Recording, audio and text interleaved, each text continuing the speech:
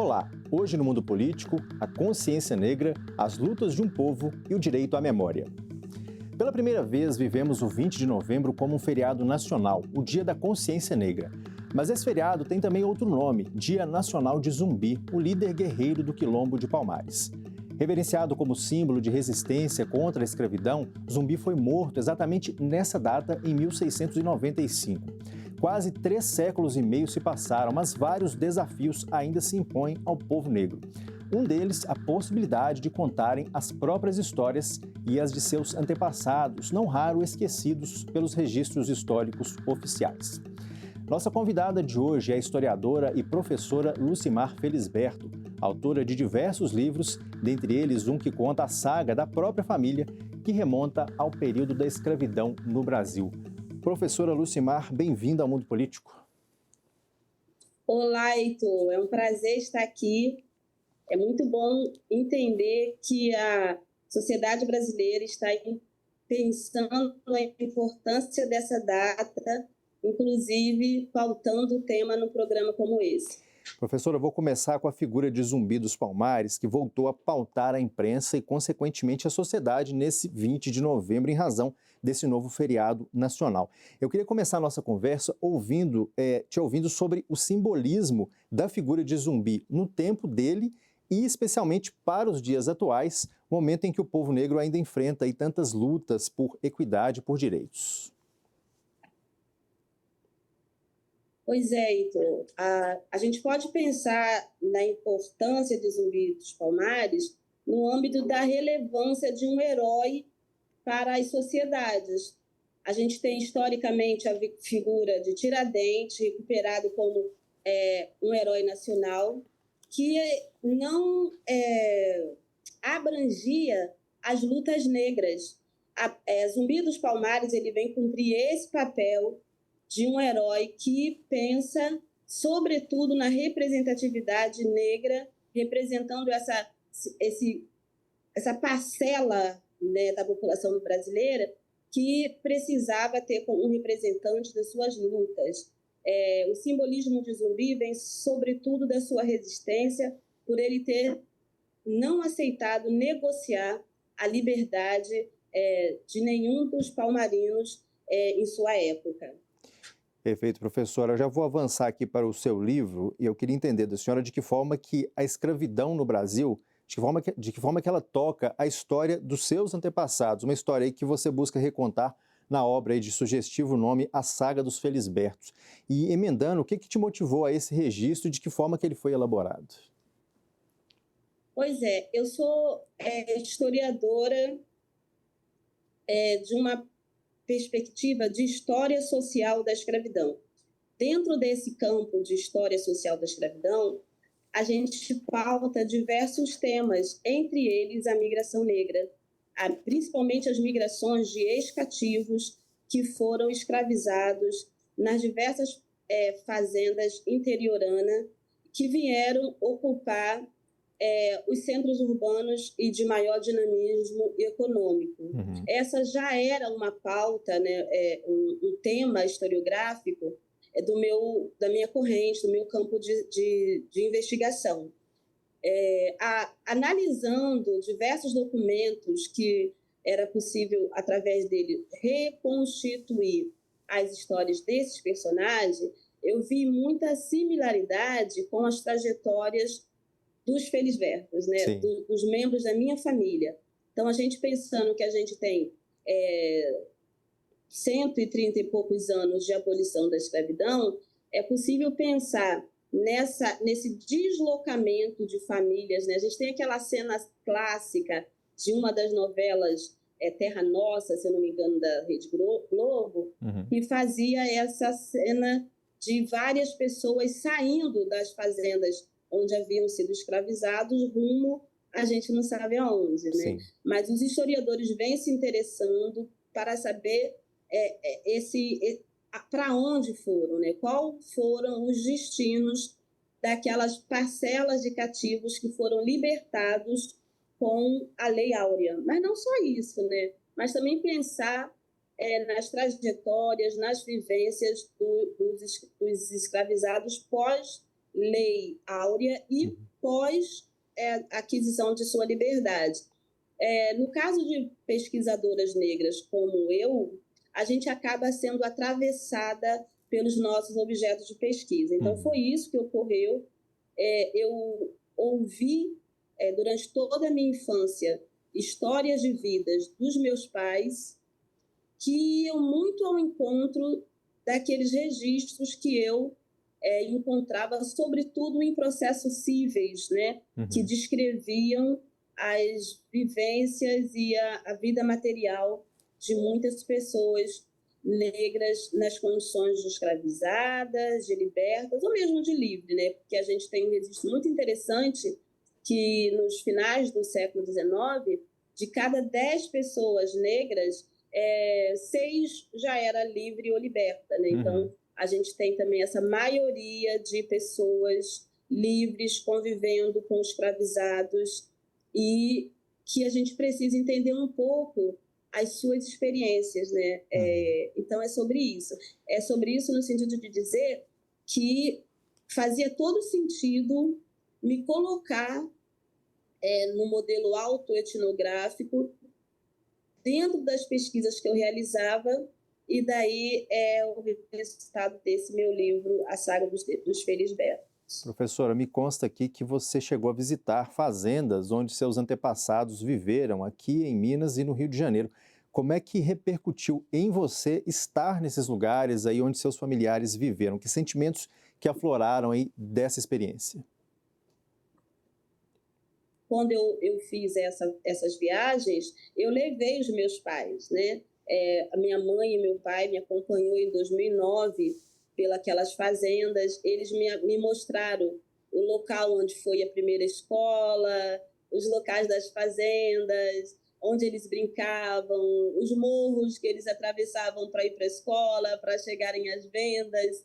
Então, fomos eu, meu pai, uma das minhas irmãs e minha mãe, né? Então, teve toda essa relação de afeto mesmo com a história, porque eu estava ali com os meus principais personagens históricos e eu foi durante o meu doutorado, né? Eu já tinha produzido muitas pesquisas e foi um atravessamento em várias dimensões, né? Mas o principal dele foi colocar os meus pais naqueles cenários e remontar essa história a partir, inclusive, de ruínas históricas que a gente podia registrar através de fotografia. Foi um momento muito lindo, mas o principal marco foi o afeto, né? De sentir, de ver o olhar da minha mãe marejado, do meu pai, sentir a emoção nas falas e nos olhares deles, também eles mesmos revivendo os tempos de criança e um tempo também de uma miséria romântica, que a gente pode dizer assim, porque era um estilo de vida muito simples, que chega a ter um certo saudosismo por parte deles quando eles relatam as suas experiências. Agora, você falou aí de ruínas dessas fazendas.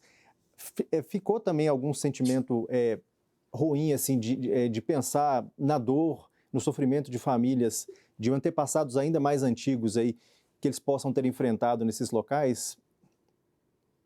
Então, eu acho que o fato de eles recontarem as suas vivências de uma forma muito tranquila, até mesmo, né, saudosa, acabou atenuando as lembranças que eu tinha, por exemplo, dos livros didáticos, que até alguns anos atrás, os livros didáticos só nos mostrava os personagens que viveram o período da escravidão sendo chicoteados, vivendo em sensalas apertadas. Eram situações que foram cristalizadas nas mentes da aluna Lucimar, que, ao contrário do que possa aparecer, sem romantizar esse período vivido por eles no pós-abolição, o que meus pais traziam de informação, de registro das suas vivências,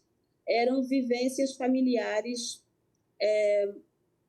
com muito amor, com muita suavidade, mas com muita miséria. Mas essa miséria ela é relativizada quando a gente pensa na realidade de várias pessoas daquela época.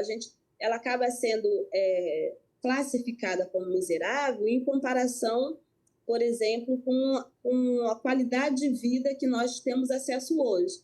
Mas aquela época onde eles viviam o campesinato negro, né? Eram camponeses, meu pai foi beeiro por muito tempo. Então, assim, a impossibilidade de comparar outras realidades de vida traziam para eles um certo comodismo, uma certa aceitação da realidade vivida. E essa aceitação foi passada para nós, para os seus filhos, não em forma... Assim, os relatos da vida deles que chegaram até nós, chegaram não em forma de sacrifício, de miserabilidade. Não, eles contaram assim, olha, a gente passou por esses momentos, mas a lembrança não chega a ser dolorosa. Nunca foi passado para a gente com dor, mas com uma vivência material bastante precária e realista. Professora, pensando aqui na dimensão... Eu acho que o impacto... Pode falar. O impacto no que diz respeito à dor e sofrimento foi mais por conta de uma narrativa Sim. que tivemos acesso por outros meios de comunicação. Entendi.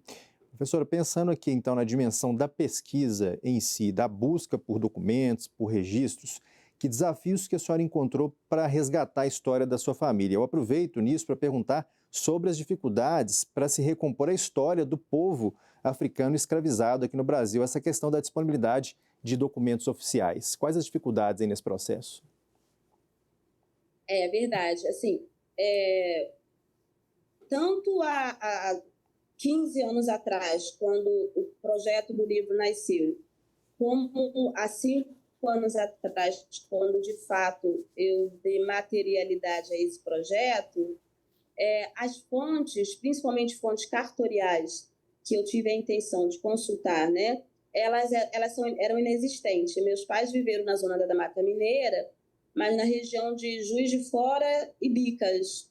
E o cartório que, por exemplo, casou o meu pai, fez o registro deles, né, também no meado do século XX, a documentação cartorial que poderia me dar mais subsídio para poder estar escrevendo, né, o texto, elas foram mal arquivadas. Então, eu não tinha acesso, eu não sabia por qual forma acessar tal documentação.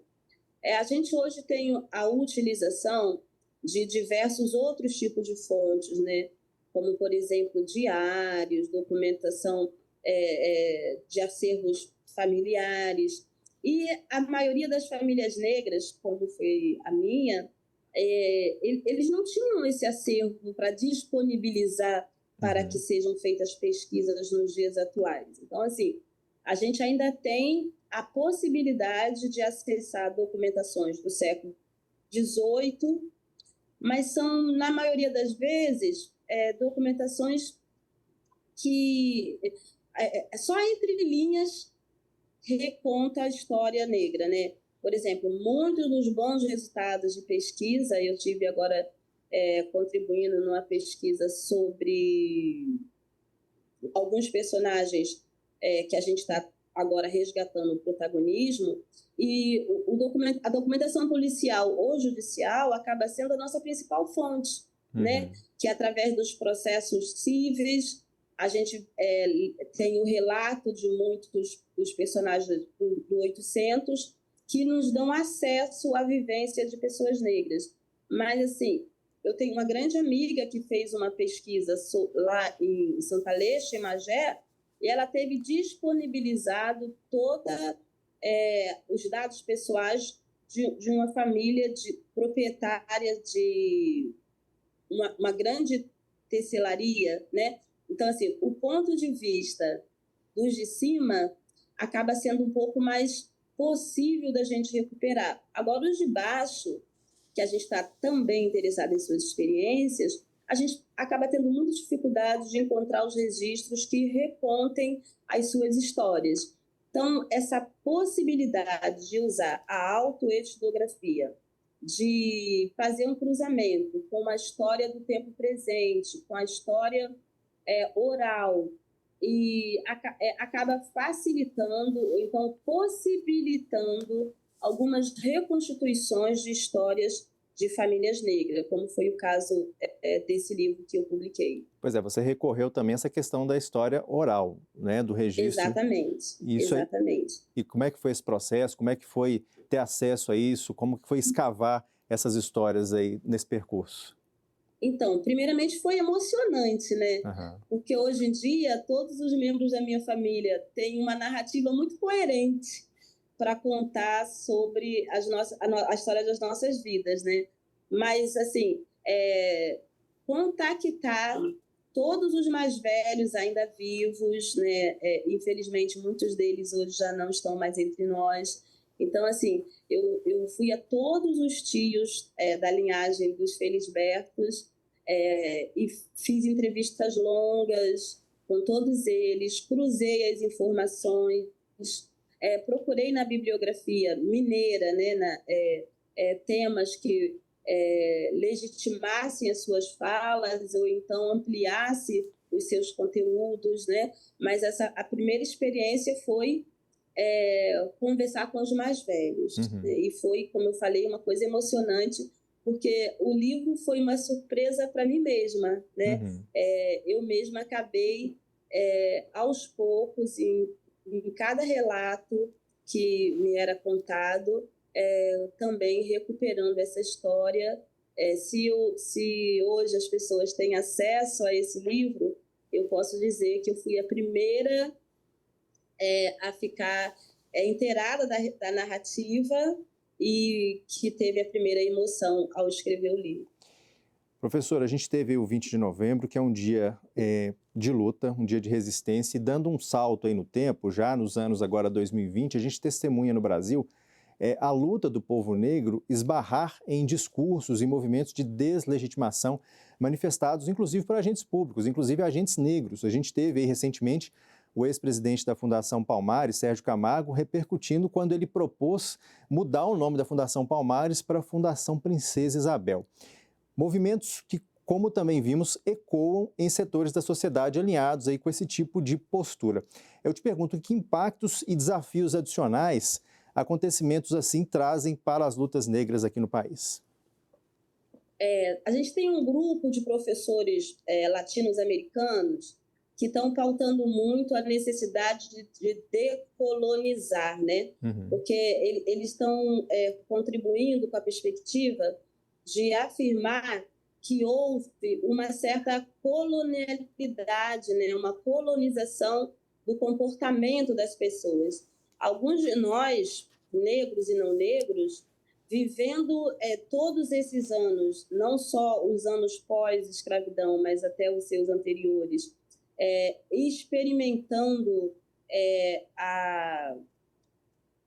como eu diria, a miserabilidade, a subalternidade das pessoas negras, a gente caiu na cilada de pensar em coisas como a meritocracia, né? Uhum. E as pessoas começaram a entender que não havia relação na condição histórica, né, nas condições de possibilidade de as pessoas ascenderem ou não postos econômicos, sociais ou culturais.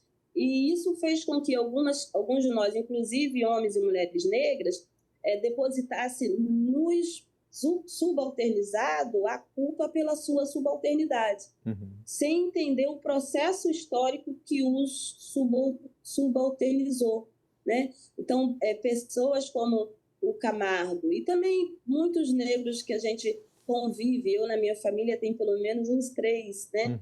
Que não entende que a situação de precarização material que vivem a maioria da população negra no Brasil e no mundo tem a ver com processos históricos intimamente, intrinsecamente ligado com a condição de escravidão, com as teorias raciais que se produziu para inferiorizar o negro. Então, a gente ainda precisa tentar produzir um discurso que dê conta de descolonizar pensamentos, né, para que as pessoas entendam, na verdade, o resultado desse longo processo de colonização, de escravização, que o resultado deles na vida de todos nós hoje, todos nós brancos e não brancos, né? Professora Lucimar, também falando de presente, a gente viu aí no feriado a divulgação de uma pesquisa do Datafolha com dados que são, no mínimo, impactantes aqui.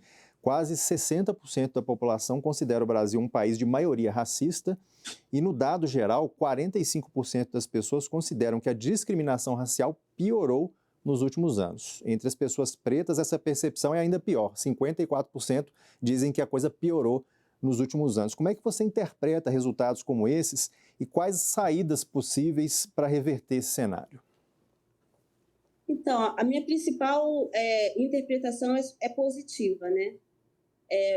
O que aconteceu, o que parece, ao meu ver, que vem acontecendo, é que o acirramento dessas questões sociais e raciais tem a ver justamente com a não aceitação das pessoas negras dos lugares sociais que as não negras esperavam que ela ocupasse. Então, assim, a expectativa de muitos era que a população negra aceitasse a subalternização sem questionar. Uhum. Então, a cada avanço, né, dos movimentos negros brasileiros, trazendo a consciência negra para as pessoas negras e não negras, o resultado disso é que as pessoas enfrentam de cabeça erguida o racismo, que as pessoas não toleram mais aqueles lugares de subalternidade, né? Então, a cada vez que um menino negro se recusa